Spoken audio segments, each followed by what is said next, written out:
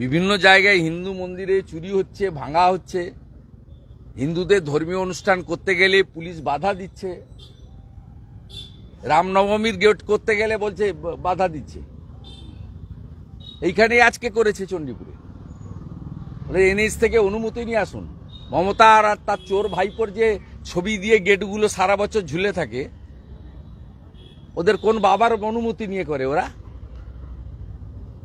রামনবমী তো বিজেপির প্রোগ্রাম নয়, হিন্দুদের প্রোগ্রাম। তাতেও যদি বাধা দেয় তাহলে বুঝতে পারছেন পশ্চিমবাংলার হিন্দুদের অবস্থাটা কেমন। আমি অন্য ধর্মের লোকেদেরকে তাদেরকে সমালোচনা করব না, সমালোচনা করব এই রাজ্যের পুলিশ এবং মমতা ব্যানার্জির, যিনি নিজে অন্য ধর্মের ধর্মীয় অনুষ্ঠানে, খেলাফত কমিটির অনুষ্ঠানে দাঁড়িয়ে হিন্দু ধর্মকে গন্দা ধর্ম বলেন। তো পুলিশ তো উৎসাহিত হবেই।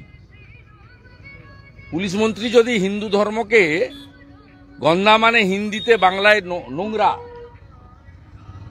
নোংরা ধর্ম যদি হয়, মুখ্যমন্ত্রী যদি বলেন প্রকাশ্যে, লাইভ হচ্ছে, মানুষ শুনছে, হাজার হাজার মানুষ সেখানে নামাজে গেছিলেন, তারা শুনছেন, তারা হাততালি দিচ্ছেন, আর মুখ্যমন্ত্রী বলছেন আমি গন্দা ধর্মের বিরোধী।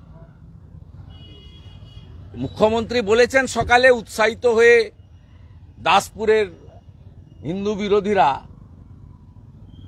যারা আমাদেরকে কাফের বলে মনে করে, যারা মনে করে হিন্দুদের শেষ করতে হবে, তো মোগল পাঠানের সময় থেকে চলছে। তারা হিরণময় প্রভুকে পেয়েছে মাঝরাতে, যা করার করে দিয়েছে। এর জন্য দায়ী কোনো সম্প্রদায়ের লোক নয়, এর জন্য দায়ী রাজ্যের মুখ্যমন্ত্রী মমতা ব্যানার্জি এবং তার পুলিশ। ফালতু লোকের কথা বলবেন না তো আমার সামনে। আপনাকে দেখে কেঁদে ফেললো এতটাই যে আবেগপ্রবণ হয়ে অনেকটাই আঘাত পেয়েছে। জটাটা আঘাত কি মেরেছে? তো কোপটা ঘাড়ে বসলে ঘাড় থেকে মানে দেহ আলাদা হয়ে যেত। হালকা ঘোপ লেগেছে, হাতে লেগেছে, ঘাড়ে ঘোপ তো আছেই, উপর দিয়ে লেগেছে। বিশেষ করে দেখুন জটা কেটে নিয়েছে। এ তো আমি মানে নতুন করে দেখলাম। প্রত্যেকের ধর্মের নিজের নিজের একটা সম্মান রয়েছে, প্রত্যেক ধর্মের একটা নিজস্ব সম্মান রয়েছে, রীতিনীতি রয়েছে। এখানে এইভাবে পশ্চিমবাংলার মাটি, যেখানে মুনি ঋষি সন্তদেরকে লোক সম্মান করে, যেখানে তিনটি আন্তর্জাতিক সংগঠন, সনাতনী সংগঠনের, মানবতাবাদী সংগঠনের হেডকোয়ার্টার, রামকৃষ্ণ মঠ ও মিশন স্বামী বিবেকানন্দ প্রতিষ্ঠা করেছিলেন, তার আন্তর্জাতিক হেডকোয়ার্টার হচ্ছে বেলুড় মঠ। স্বামী প্রণবানন্দ ভারত সেবাশ্রম সংঘ সৃষ্টি করেছিলেন, তার আন্তর্জাতিক হেডকোয়ার্টার হচ্ছে বালিগঞ্জ। শ্রীলা প্রভুপদ শ্রী চৈতন্যদেবের আদর্শে ইসকনের প্রতিষ্ঠা করেছিলেন, তার আন্তর্জাতিক হেডকোয়ার্টার হচ্ছে মায়াপুর।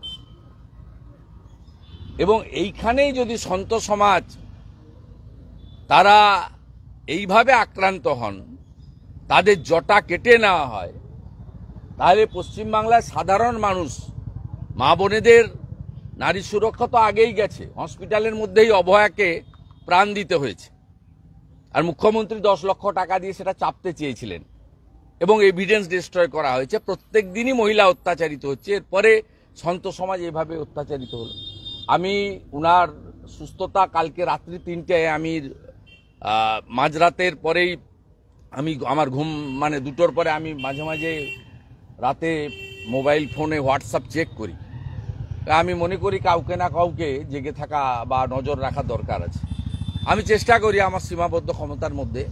আমি 3টের সময় এটা দেখেছি, এখানে যে আমার অফিস রয়েছে তমলুকে, সেখানকার যারা স্বেচ্ছাসেবক রয়েছে তারাই রাত্রিবেলা এখানে ভর্তি করে দেয়। সকল ব্যবস্থা সকালের ভোরের মধ্যেই করা হয়েছে। উনি এমনি এখানকার ডাক্তারবাবুরা খুব কেয়ার নিয়েছেন। তাদের সকলের একজন সন্তের প্রতি, যিনি তার কৃচ্ছ সাধন, ত্যাগ, শৃঙ্খলিত জীবনযাপন, আহার থেকে শুরু করে তার সবটাই সাত্বিকতায় মানে পরিপূর্ণ। ডাক্তারবাবু, নার্সরা এখানে তাকে দেখেছেন, হি ইজ কোয়াইট ওকে।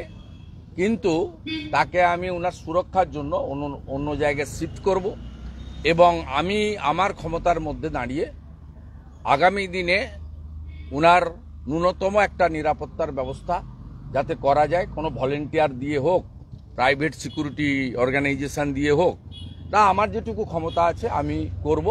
কেন্দ্র বা রাজ্য সরকার সিকিউরিটি দিবেন কিনা সেটা তাদের প্রোটোকলের মধ্যে পড়ে, সেটা তিনি আবেদন করলে তারা বিবেচনা করবেন।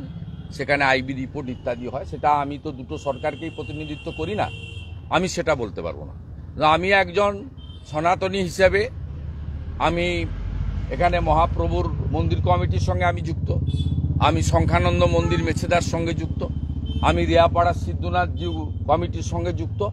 আমি আজকে রাজনৈতিক দল পরিবর্তন করেছি বলে নয়, আমি যখন তৃণমূল কংগ্রেসে ছিলাম তখনও আমি সনাতনীদের স্বার্থে লড়াই করেছি, সনাতন প্রতিষ্ঠানকে বাঁচানোর চেষ্টা করেছি এবং বিভিন্ন মঠ মন্দির আমি সেখানে তাদের পাশে দাঁড়ানোর চেষ্টা করেছি।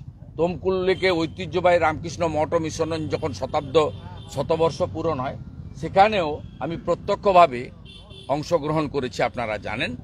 এবং মহাপ্রভুর মন্দিরে চৈতন্য রিসার্চ সেন্টার থেকে মা বর্গভীমা মন্দিরে পুষ্করণী সংস্কার থেকে শুরু করে এখানকার ঐতিহ্যবাহী সমস্ত সনাতন সংগঠনকে বা পরিকাঠামোকে শ্রীবৃদ্ধির করার কাজ করেছি। তাই আমি আমার দায়িত্ববোধ থেকে, আমি একজন সনাতনী, আমি আমাদের প্রভু হিরণময় প্রভু তিনি সত্য কথা বলেন, সনাতনের পক্ষে বলেন, অত্যাচারের বিরুদ্ধে বলেন, পশ্চিমবাংলার সনাতন হিন্দু সমাজের যে দুর্দশা তার বিরুদ্ধে সোচ্চার প্রতিবাদ করেন। তিনি কাউকে ভয় করেন না, ভয় যদি কাউকে করে থাকেন তিনি একমাত্র ঈশ্বর এবং ভগবানকে করেন।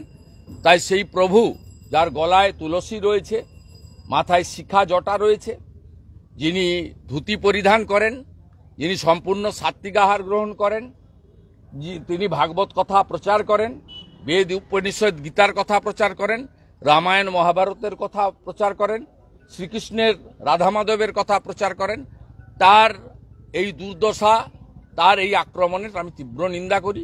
তার পাশে থেকে আমি তার দ্রুত সুস্থতা এবং যাতে তিনি নিরাপদে থাকেন তার জন্য আমি সচেষ্ট থাকব, এটাই আমার কথা। হুমায়ুন কবির হাতে গীতা নিয়ে বলেছেন আমরা প্রোটেকশনও পেয়েছিলেন, পুলিশ প্রোটেকশন, তারপরে হামলা। উনি আগে আমি অর্ডারের কপিটা দেখিনি, ওনার উপর আগেও 3 বার হামলা হয়েছিল, তারপরে উনি প্রোটেকশন পেয়েছিলেন। ও অনেক জায়গায় পুলিশ উনাকে ডেকে এনে থানায় বসিয়ে রেখেছে, কালিয়াচকের থানায় উনাকে বসিয়ে রেখেছিল অনেকক্ষণ ধরে, 7-8 ঘন্টা। আমি ইন্টারফেয়ার করেছিলাম তো। হাইকোর্টের নির্দেশ ছিল পুলিশ থাকবে, আমি অর্ডারের কপিটা না পড়ে বলতে পারবো। হুমায়ুন কবির গীতা হাতে বলেছেন আপনার স্বপ্ন মুখ্যমন্ত্রী হওয়ার, কোনোদিন সফল হবে না, কি বলবেন? কার কথা? হুমায়ুন কবির। পাগল ছাগলের কথার উত্তর দেবো কেন? পাগল তো একটা, ওর কথার কেউ উত্তর দেয়নি। ওর মালিক মমতা ব্যানার্জিকে আমি হারিয়েছি, ও নন্দীগ্রামে এসেছিল, এখানে হারিয়েছি, এরপরে ভবানীপুরে আবার হারাবো 26 সালে।